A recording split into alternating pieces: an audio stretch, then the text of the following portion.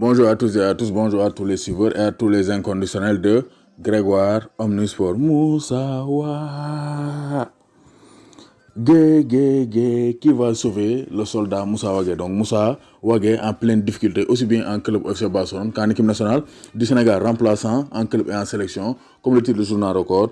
Moussa Wagué est plus que jamais dans des difficultés. Donc le natif de Bignona a d'énormes difficultés pour jouer une seconde avec l'FC Barcelone. Depuis le début de la saison, Moussa Wagué joue ben match avec l'FC Barcelone.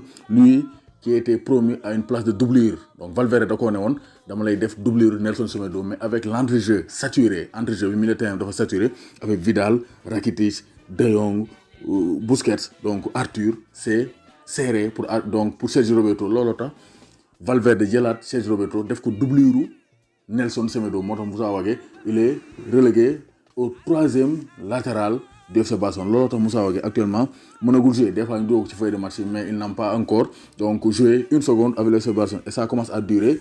Les éliminatoires de la CAN 2021 mu ngi ñëw. La CAN 2021 mu ngi ñëw. Moussa Wagué a perdu sa place. Et si on a un latéral droit performant, donc Moussa Wagué il peut même perdre carrément ses sélections. Donc sélection sax doon ñu ko woo sax équipe nationale du Sénégal. Lui qui connaît la sélection depuis 2015, depuis ses 17 ans, muy joué équipe nationale du Sénégal, mondial U20, CAN U20 ici au Sénégal, mondial U20 en Nouvelle-Zélande, demi-finaliste avec les Sidi Sarr.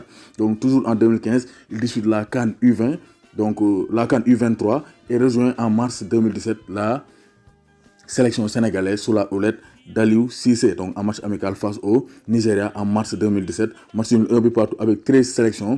Moussa Wagué doit travailler. Moussa Wagué faut mu xool lu muy def comme ni ko Fall waxee, ni ko Ablaye Fall di waxee. Je te salue au passage, l'ingénieur Ablaye Fall. Donc Moussa Wagué faut mu xool fu mu jëm, soit mu jéem a xeex forcer Valverde mu dugal ko dans la hiérarchie des latéraux, mu nekk forcément doublure Nelson Semedo, te loolu dina metti parce que Sergio Roberto il faut que muy football FC Barcelone. Soit Moussa Wagué faut mu jéem wut prêt, jéem a def le tout ñu aale ko beneen club en Espagne ou bien en France wala en Allemagne mu am temps de jeu. C'est un jeune joueur de 20 ans, 21 ans, donc il faut qu'il joue au football pour être compétitif, sinon il va perdre sa place en équipe nationale du Sénégal et ça sera une grande perte pour ce joueur de talent.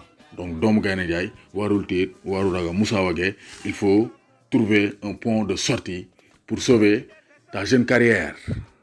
Léegi ku bëgg a abonné compte Instagram Grégoire Omnisport da ngay taper Grégoire _du-bas Omnisport, Grégoire _du-bas Omnisport, page Facebook Grégoire Omnisport, Snapchat Grégoire Omnisport. Donc partout c'est Grégoire Omnisport, mooy Snapchat, Instagram, Facebook, YouTube, Grégoire Omnisport. Vous serez toujours informé sur tous les réseaux.